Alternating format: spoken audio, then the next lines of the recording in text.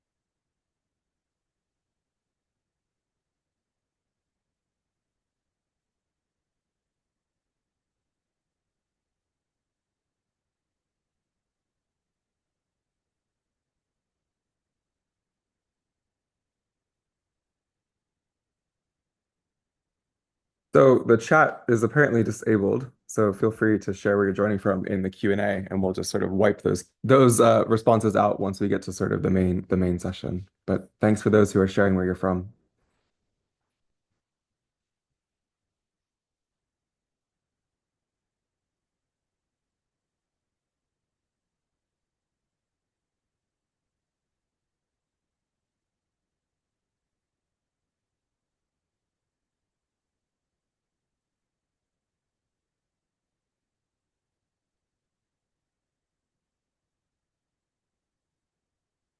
We're just going to give people a couple more, maybe one more minute to sort of join us, and then we'll kickstart our webinar today. Thanks for joining.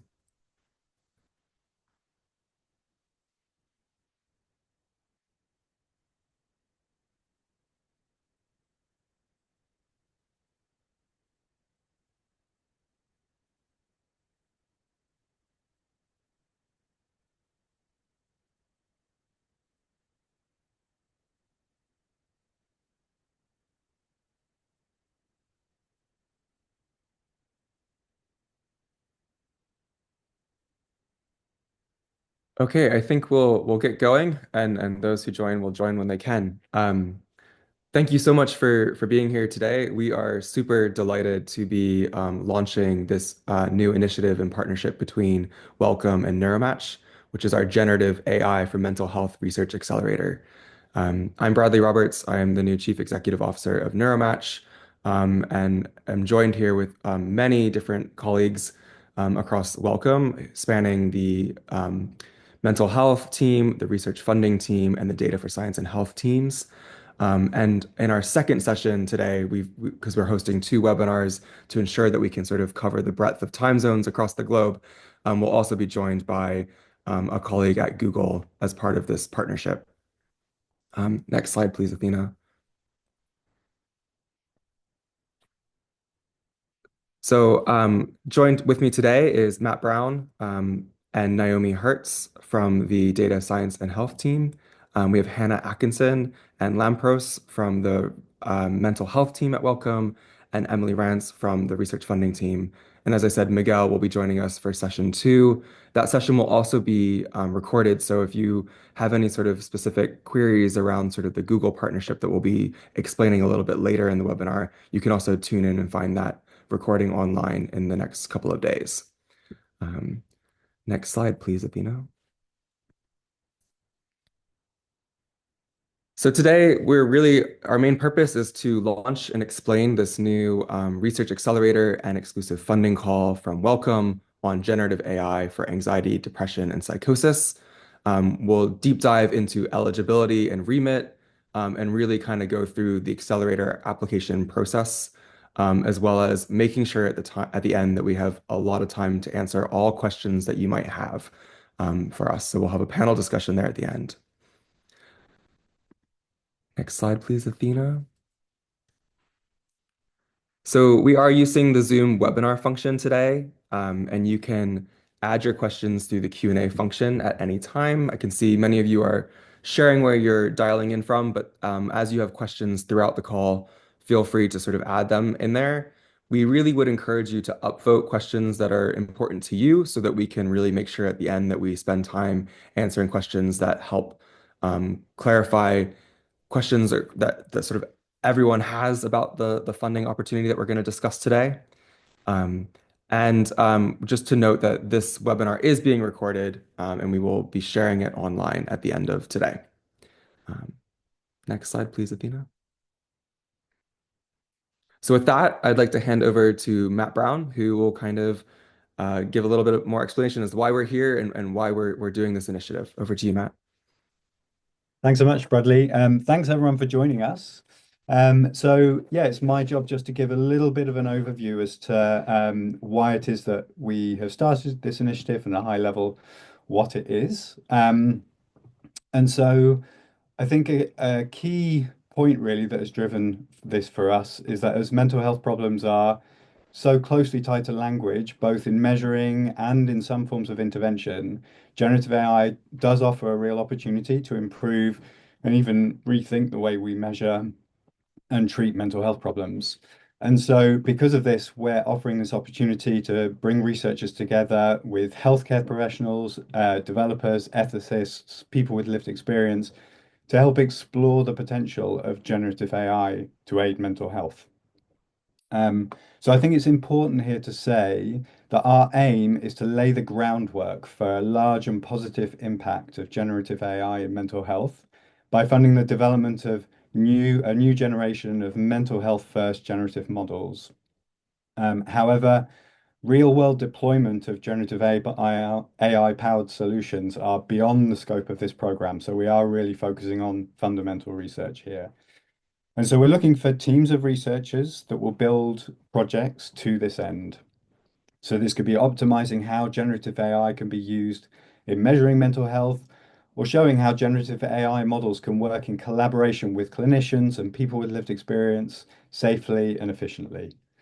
And so, as I said, we're supporting fundamental research to this aim as to how generative AI can be best used in this context. And so we've designed a program with a two-step process to achieve this. So the first part is a 4-month research accelerator, which is run by Neuromatch, and that will help teams with relevant support to build out their project proposals. And then at the end of that research accelerator phase, teams that have been part of that research accelerator will be invited to apply for funds of up to £3 million and up to 2 years in duration to really sort of execute the projects that they've designed. I'll also put a couple of links in the chat to help you see the motivation behind this. One of them will be a LinkedIn a LinkedIn article from our Director of Mental Health, Miranda Walpert, on generative AI, and we'll also have the scheme page there as well. So thanks very much. I'll pass it back over. Thanks, Matt. And so this sort of initiative has sort of come out of MEXA, which was a new interdisciplinary sort of research ecosystem that we've been working to build between Neuromatch and Wellcome over the last half a year to a year. And the idea is to promote global interdisciplinary collaboration to advance mental health with AI technologies. So, like I said, this is a partnership between Wellcome and Neuromatch, and it's building this global and interdisciplinary research community. And we understand that leveraging AI to create real evidence-based solutions for mental health does require sort of effective collaboration across many different types of researchers and people with diverse skill sets and backgrounds. And what we're really trying to do with MEXA is bring these people together to effectively collaborate and advance sort of AI technologies for the use of mental health. Um, So far, historically, what we've been able to offer is seminars, workshops, hackathons, and other opportunities to foster these new connections and collaborations across this new research ecosystem.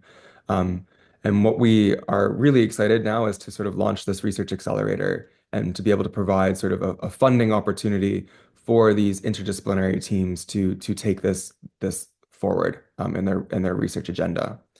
Um, I would encourage those of you that haven't yet sort of signed up to MEXA to go to mexa.app and sign up. We will be using our MEXA platform as part of our sort of key communication strategy for working with accelerator sort of applicants over the next couple of months. So please do that. And join the over the 400 people across the 60 different countries that have joined this platform to date. So yeah, please look out for that and join. Next slide, please, Athena.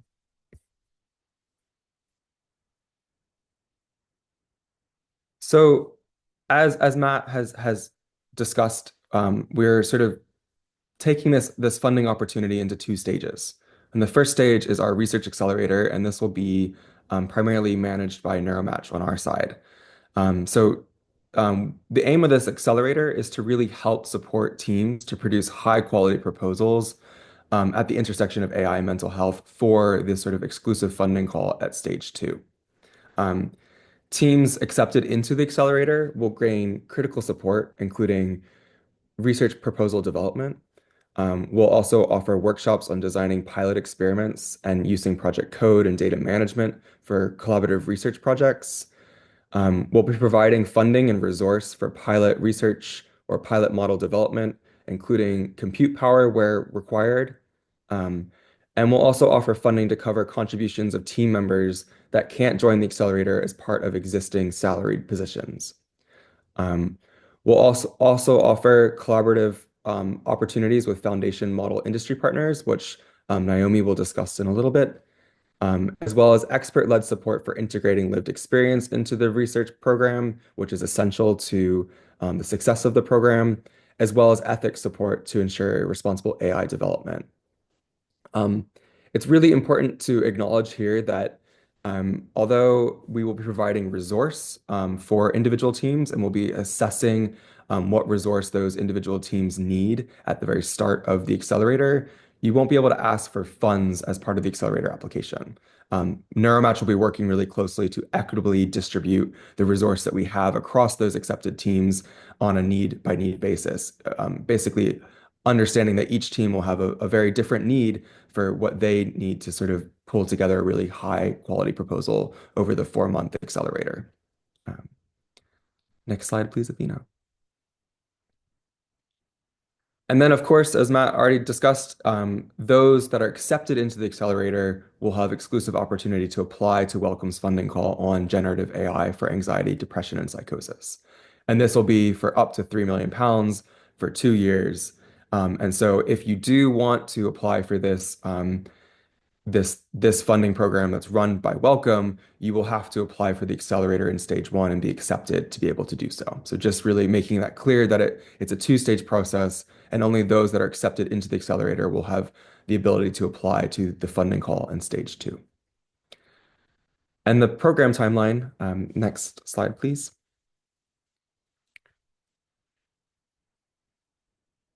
Um, Runs as such. So we have a stage zero part, which will include a matchmaking process, which we'll discuss in a little bit. Um, and this is an optional stage that only those that are looking to bring in new team members with expertise that they don't currently have, or individuals who have expertise relevant to the call and are looking to join teams can do. And so that matchmaking expression of interest will close on the 14th of April, and we'll be announcing matches on the 30th of April, but a little bit more detail on that in some slides later on. For the accelerator stage, the research accelerator, stage one, our applications will open today. The link is live. It should be in the chat. Um, and we will have a deadline for that on the 28th of May. The decisions will be announced in late July, and the accelerator program will begin in August, and this will be a 4-month program.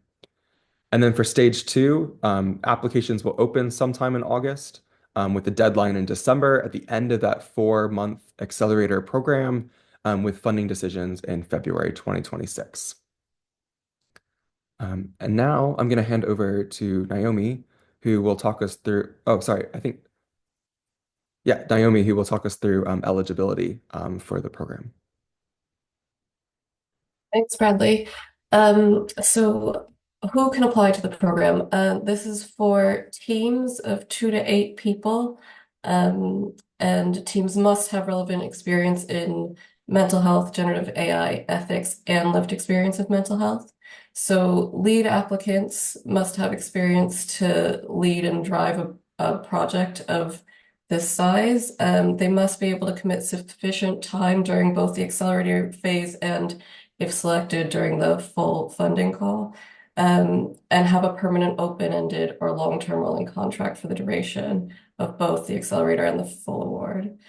Co-applicants can be from academia, healthcare, non-government organizations, government, or industry, anywhere except mainland China.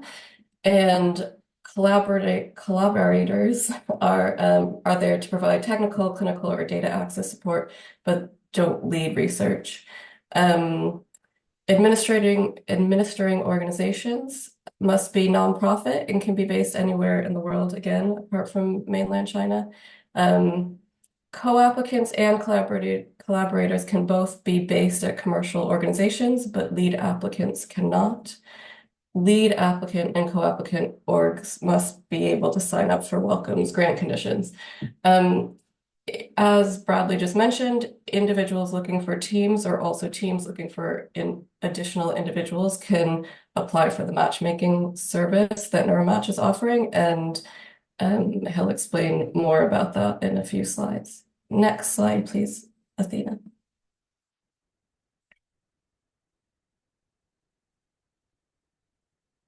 Thanks. So the research remit, the proposal should aim to do one or both of these things, create or improve models and computational approaches so they can safely and effectively perform complex tasks to address challenges in mental health measurement and intervention. And the second aim is to produce evidence of how generative models can or should collaborate with mental health professionals and beneficiaries. So the first aim can be done by things like improving model capabilities that work with electronic health records. An example in the second aim is comparing strengths and weaknesses of AI models and human experts to identify how they'd best complement one another. So those are just a few examples. There are more examples on the scheme page.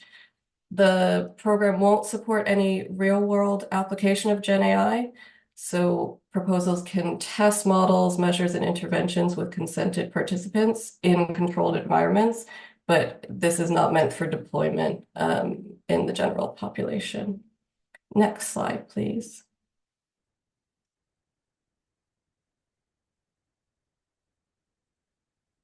So industry partnerships that Bradley alluded to earlier, the program will support researchers applying Gen AI to mental health, and you can do that in 3 different ways with industry. So one, if you have a pre-existing partnership with industry and want to work with them, that is great. A second way is working with Google. So Wellcome has partnered with Google.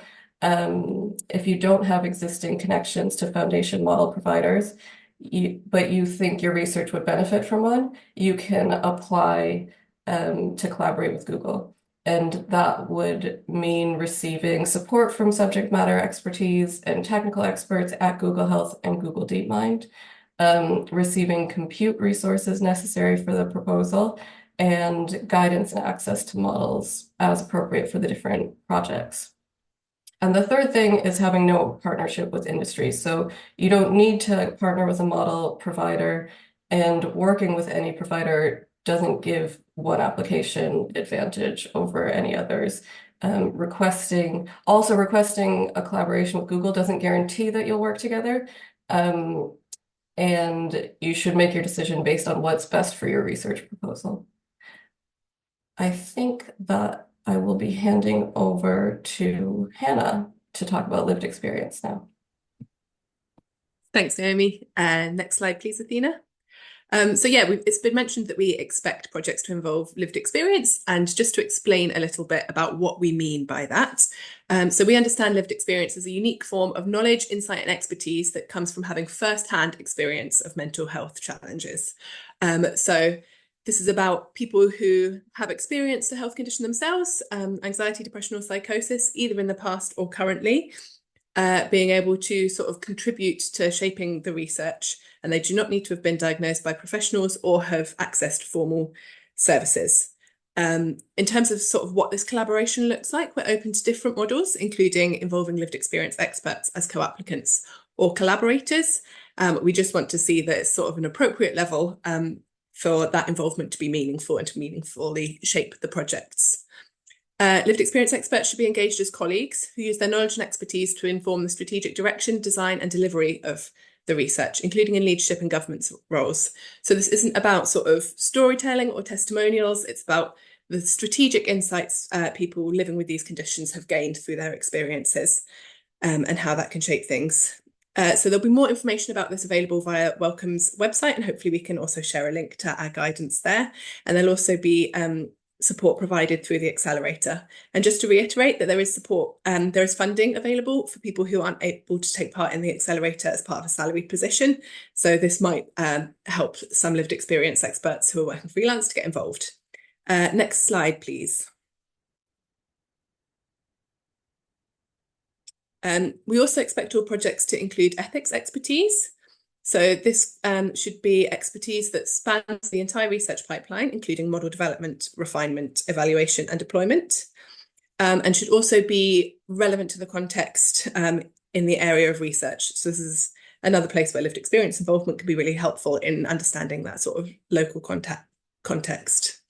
In the application forms, we'll be looking for applicants to engage with the ethical considerations around their projects, including how to maximise benefits and minimise harms, how to ensure that benefits and harms are fairly distributed, as we've said, how to respect and respond to the expressed needs of people with lived experience, and how to ensure that projects are transparent and accountable.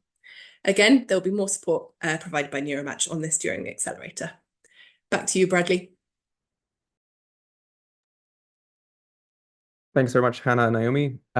So yeah, as we sort of discussed a little bit and alluded to, there will be a matchmaking process for individuals to join existing teams or for teams to recruit individuals who have expertise in areas that they are lacking as a team.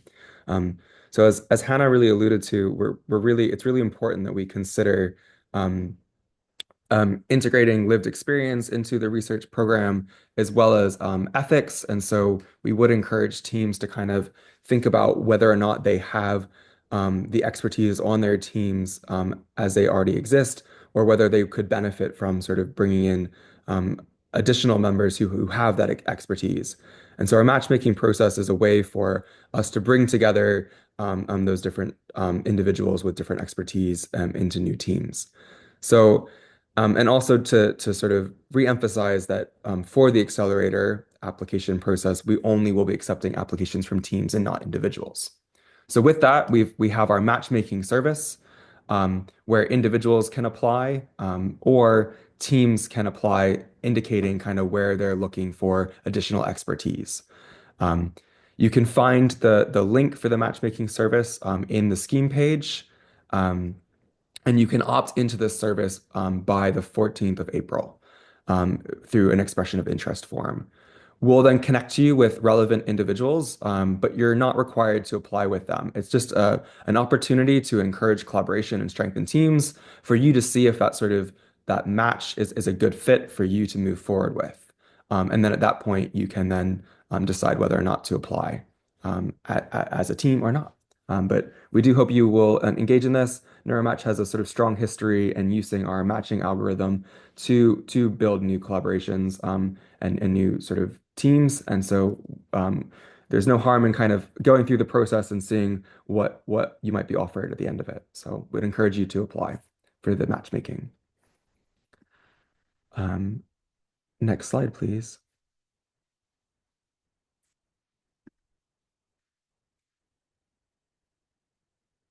So um, again, the Research Accelerator is the most important part here.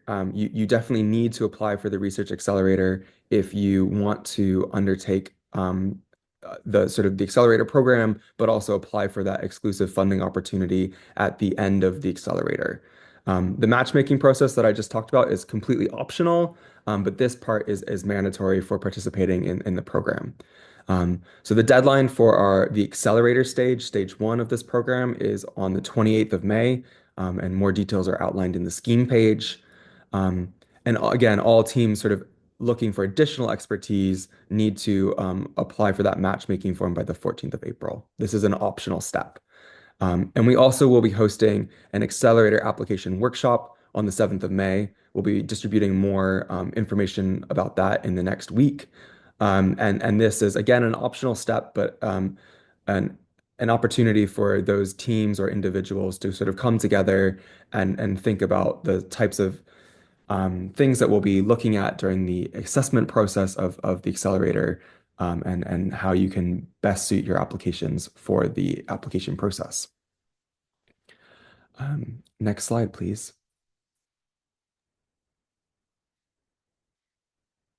So Naomi. yes, I will take back over.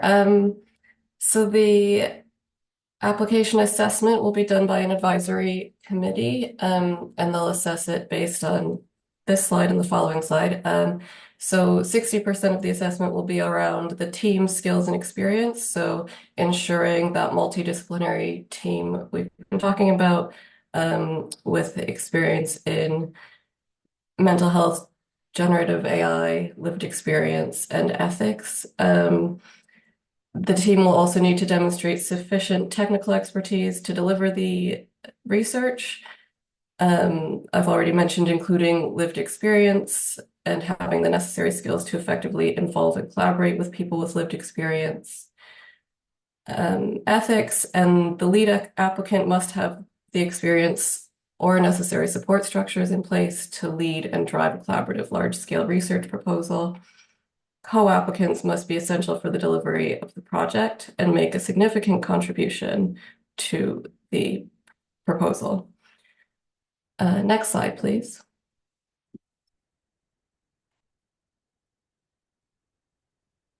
So the remaining 40% of the assessment will be around the potential for impact and feasibility of approach.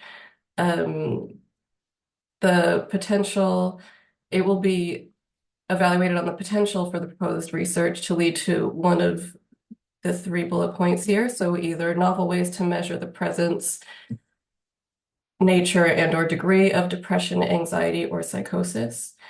Improvements in how measures are used or scored by integrating multimodal methods, or more effective or more scalable therapeutic intervention in future downstream application. And no matter which of those impacts, it's really important that the eventual impact of the research is responsive to the expressed needs of people with lived experience of anxiety, depression, or psychosis. And then lastly, the approach must be feasible. So justifying the methods used, delivering new or improved generative models that are better for application in mental health, generating evidence on how to best design collaborations between Gen AI, mental health professionals, and end users, ensuring you're selecting the appropriate foundation models, and attending to ethical considerations. Again, more details can be found on the scheme page. And we aren't, I saw there was a question around having a research proposal. So we recognize that your research proposal will be further developed in the accelerator phase. And that's why there's kind of more weight around the team and 40% around what the idea is. Next slide, please.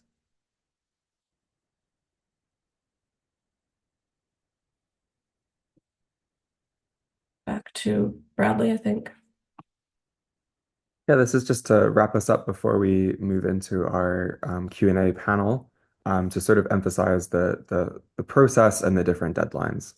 So just to sort of summarize here, we have a matchmaking process that is an optional step for teams that are looking to bring in new expertise or individuals who have expertise to offer for the program. The deadline for applying for that is on the 14th of April, and we'll be able to match teams by the 30th of April.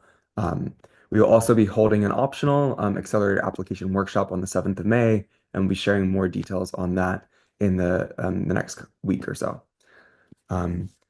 We will also, so then goes on to stage one of the program. This is the mandatory stage for those that want to participate.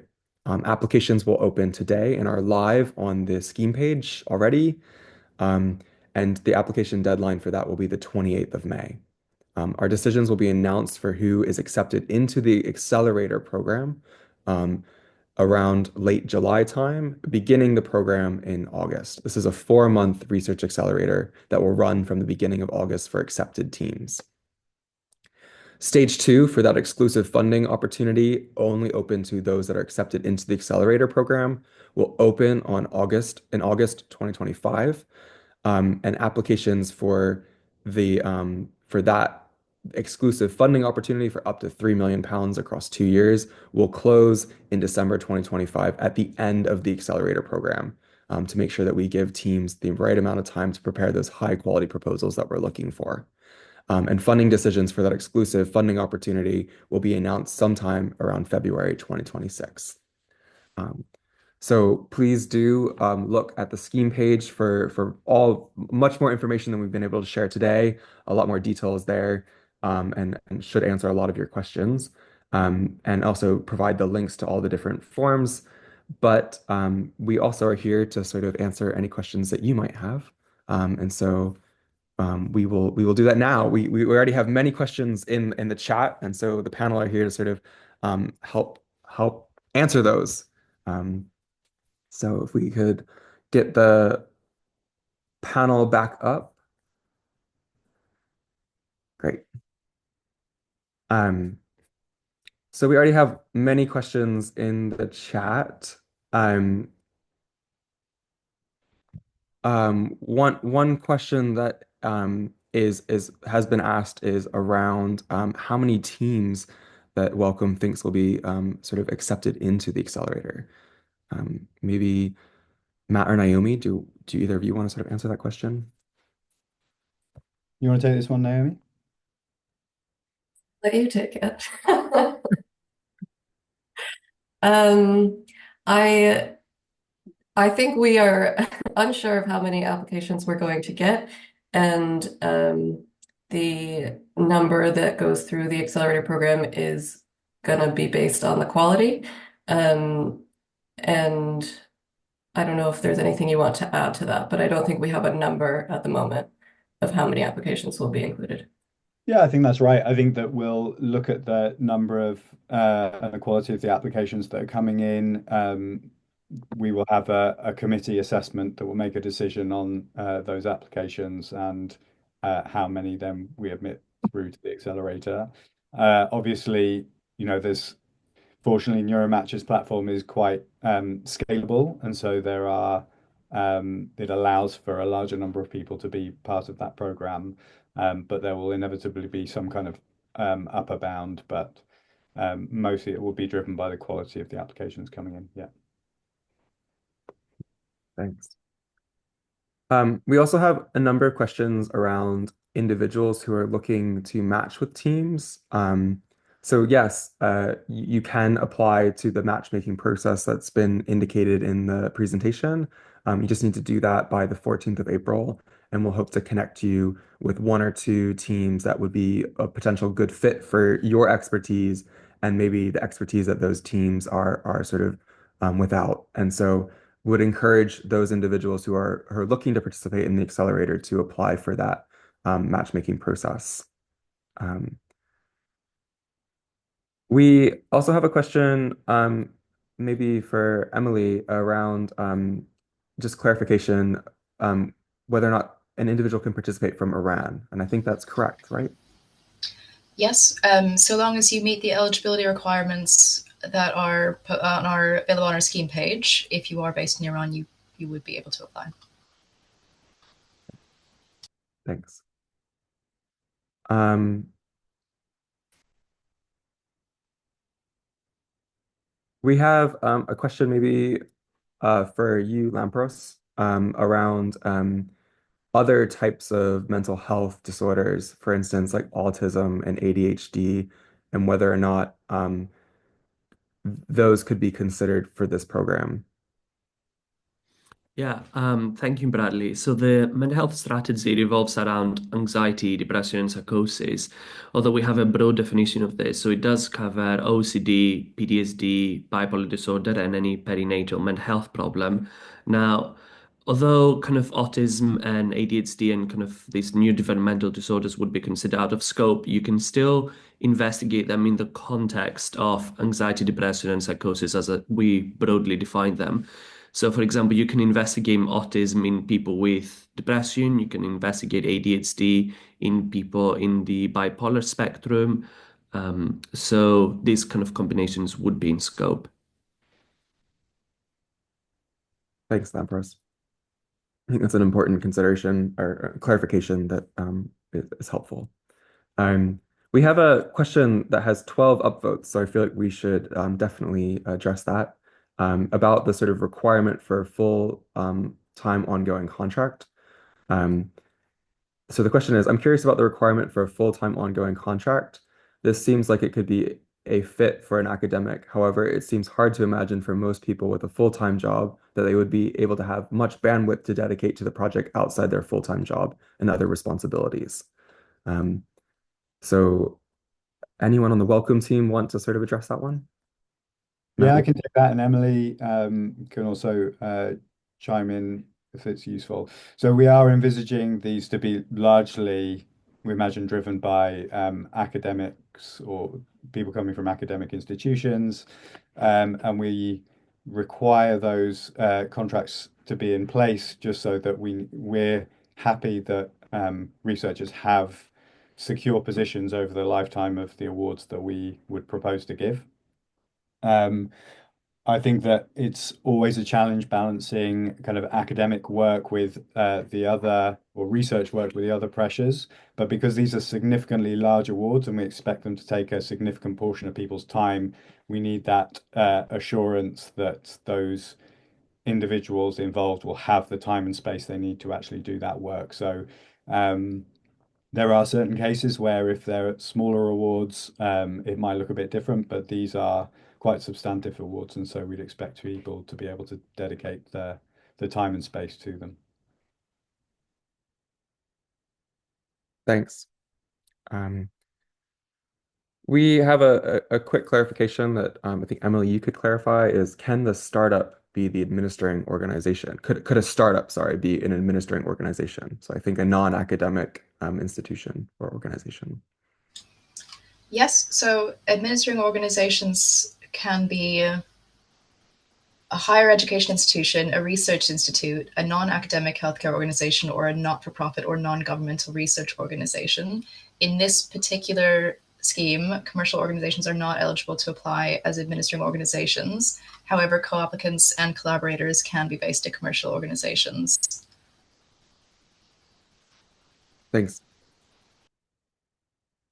We have another question with some upvotes around whether or not individuals need to establish a collaboration before applying or submitting their research proposal. I can answer that very quickly.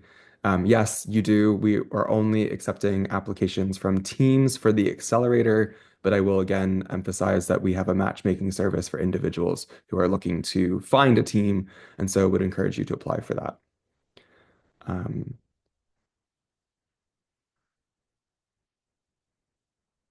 We have a question around the scope of the program. Could you elaborate on the scope of the program? This program will not support any real-world application of generative AI. If the proposal wishes to develop and test a potential intervention, how does the team show it's not a real-world application? I wonder if Naomi or Matt, you can answer that one.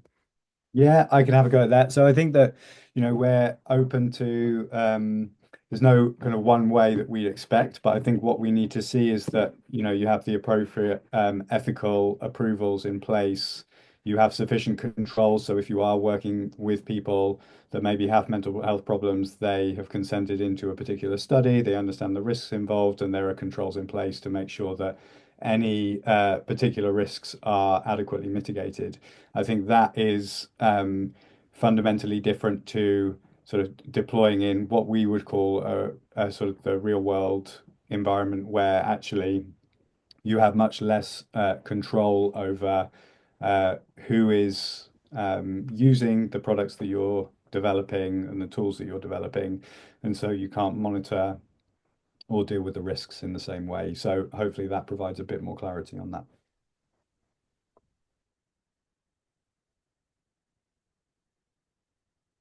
Um, we have a question around whether or not it's possible for an individual to be part of multiple team applications. So I think one individual applying in two different, so maybe two or three different sort of proposals. Um, Emily or Naomi, maybe could you answer that one? Yes. If you are already an applicant on another application to the accelerator program, you cannot apply on another one.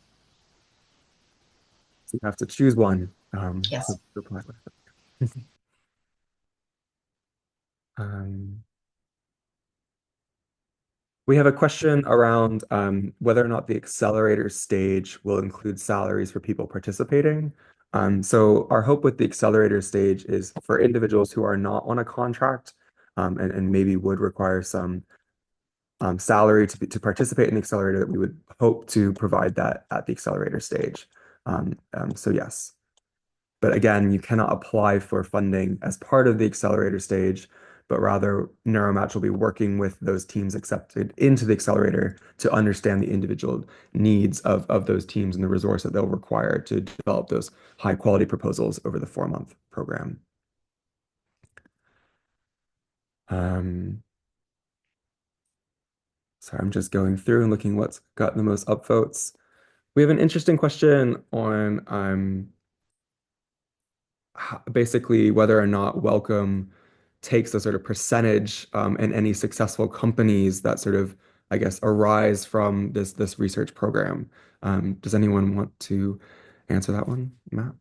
Yeah, I can have a stab at this. Also, Emily, come in if you want to add any more. So, we're expecting, given these are driven by primarily academic institutions, that there will be grant funding programs. We have standard grant conditions where if grant holders are seeking to commercialize, generate IP off Wellcome grants, then we have particular grant conditions that will deal with that provide Wellcome with the opportunity to have a particular stake, percentage stake in the IP that is within our purview as to what we do with that.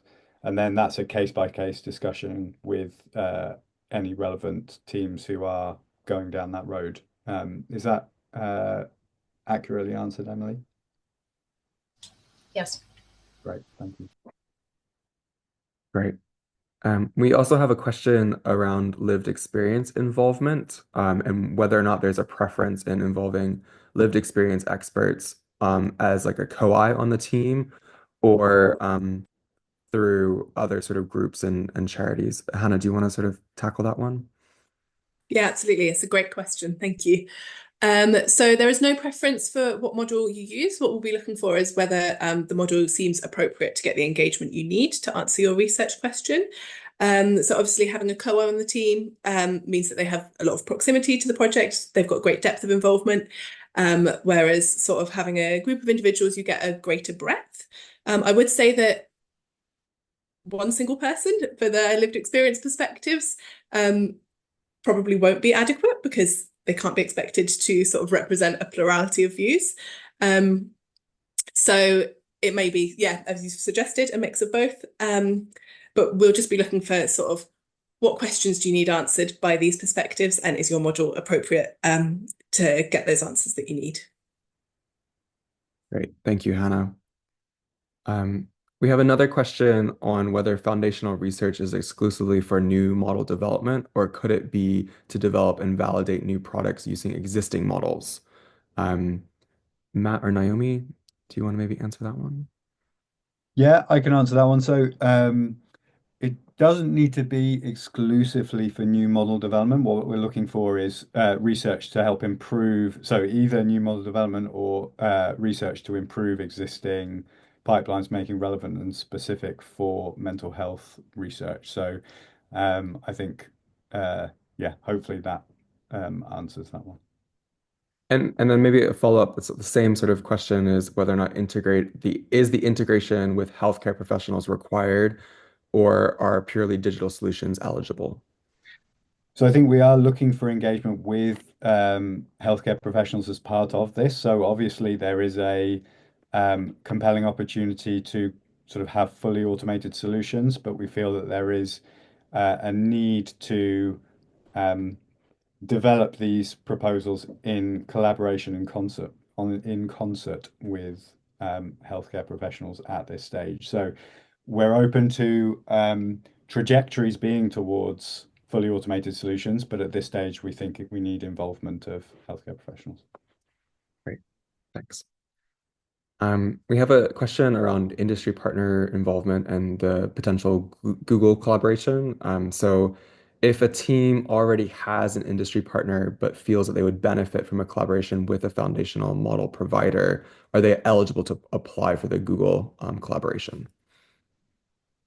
Yep. So it's for these sorts of things, it will be very challenging because it will be dependent on the nature of the other commercial entity and their involvement in the project. There might be some cases which are perfectly fine. I think in principle eligible, yes. Um, Obviously, Google and the research team and the other commercial provider would need to be happy with the particular arrangement that's laid out. So, eligible, yes, but it will be very much driven case by case.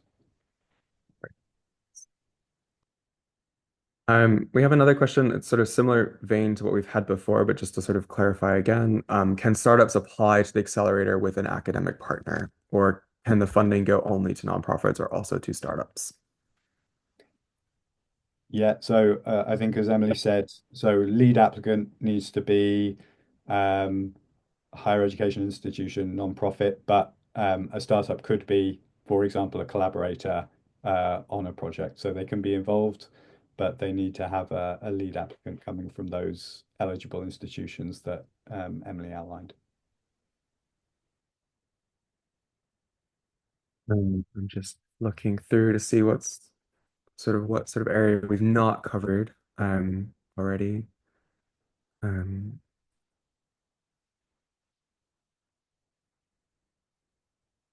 um, there's a question around again the time needed to dedicate to the program. Um, do you want to just quickly cover that one more time? Do you want to take this one, Emily, in terms of Yes, we're happy to take this one. We don't have a formal set time requirement for the accelerator program. However, it should be realistic to the role you intend to play in the application. Thanks. We do have a question about whether or not the accelerator will include costs for childcare for those attending the program. This is again something that we'll sort of look at teams as they come in and understand where the resources required on a sort of individual team by team basis. So no yes or no at this stage, but we'll sort of look at that as those teams are formed.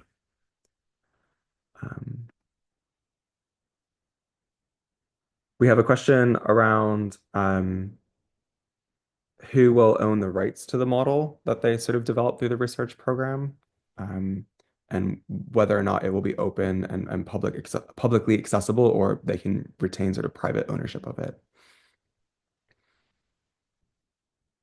So again, it's very difficult to say without knowing the specific cases involved here. So some people might be using open source models, open source, open science. So we expect these proposals to adhere to our grant conditions, which involves academic publishing, etc. However, we do accept that there may be proposals that at some point want to commercialize some element of their research, and Wellcome have had experience in other domains when that happens as well. And so, as I said, we have relevant processes in place for commercialization off the back of grants in relation to IP. So default is IP resides with the researchers on research that is generated through these grants or through IP resides, sorry, with the institutions that the researchers are affiliated with. And then if there are specific requirements or proposals for commercialization, then they get dealt with separately. We have a question around whether or not the salary and overhead of PIs are covered under the program. So I guess I can quickly answer for the accelerator. Not necessarily, but we will be potentially providing salary for those that are not on contracts to participate in the accelerator part of the program. But for the the funding program, the sort of stage two process, maybe Emily, you can answer that part. Yes, if you are accepted to the accelerator program and as a result submit an application to the full funding call, there is, depending if you meet our policy requirements, which you would have more information about at that stage, an opportunity to request overheads costs. And if you are eligible for salary recovery, you may be able to request salary support at that stage as well. Thank you. I have another question for you, Lampros, about comorbidity conditions with anxiety and depression. So, for example, a project focused on sleep and its impact on mood disorders. Would this be considered for the program? Yeah, thank you. That's actually a really good question. I think at Wellcome, we also do not take a solely categorical approach to mental health. So you don't need to focus on categorical diagnosis. So we also focus on symptoms. So if you want to look at sleep, if you want to look at anhedonia in the context of these broad definitions of anxiety, depression, and psychosis, then this is in scope. So also just to say that these symptoms can also be transdiagnostic, so you do not need to show evidence that it's just present in one. Thank you. We have a fun question. Do you expect some offline rather than just purely online web and Zoom interactions during the accelerator program? So yes, we are hoping to have an in-person event as part of those accepted into the accelerator towards the end of the 4 month sort of period to sort of encourage networking and also some sort of feedback on proposals as they're being developed. So yes, one sort of opportunity to hopefully bring people all together, but logistically, it's just going to be a little challenging because we do have sort of a really sort of global participation in this program, but that's a great thing. And so we are hoping to kind of bring those teams together for sure.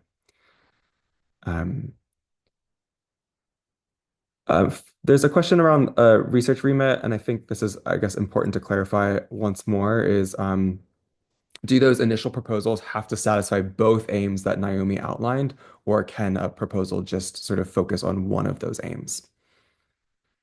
It can focus on just one of those aims, one or both, either one or both of those aims. Right. Yeah, I think that's really important to clarify there so that teams aren't trying to do too much or maybe feel forced to sort of tackle both.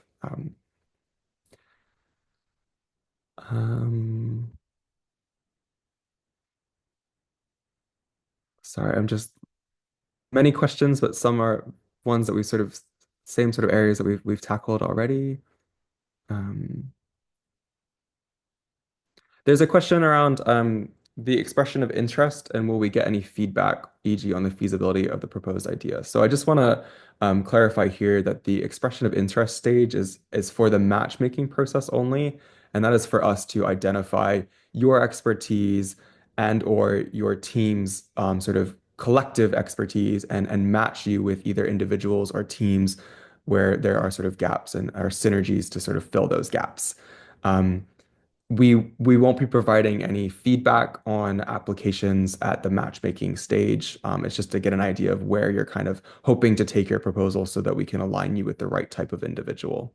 Um, so yeah, you'll only receive feedback on your proposals as you sort of if you're accepted into the accelerator program, we'll be working with those teams to really help them develop high quality proposals for the stage 2 application process.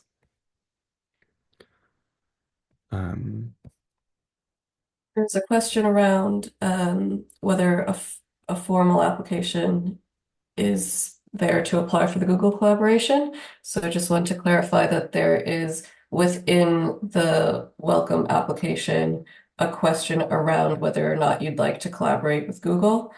And for people who indicate yes, the application will then also be shared with Google. Thanks, Naomi. That's very helpful as I'm sort of scanning through these questions. There's also a question around from someone who is calling in from the Philippines, but has two potential team members from the UK. Are they able to sort of put together an application? Yes, teams can be comprised of individuals from different countries, so long as everybody is eligible for the role that they're applying for. And that's something that we're really encouraging at MEXA, sort of these cross-border collaborations to come together to sort of tackle these research projects. So we would encourage it. Um,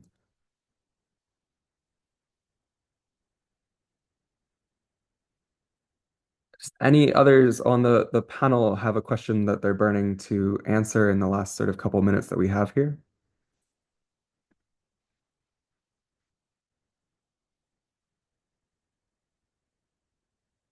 No? Okay.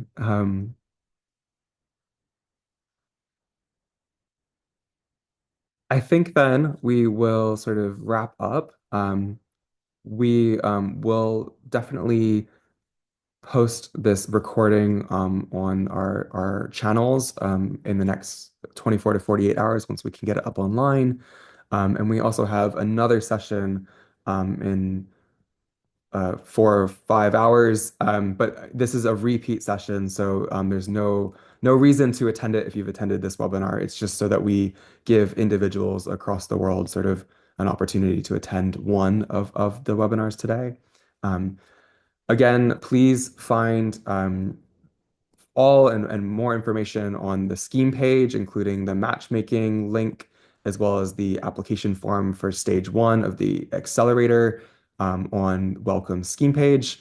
And yeah, please stay tuned for sort of more information, including the workshop that will be happening on the 7th of May.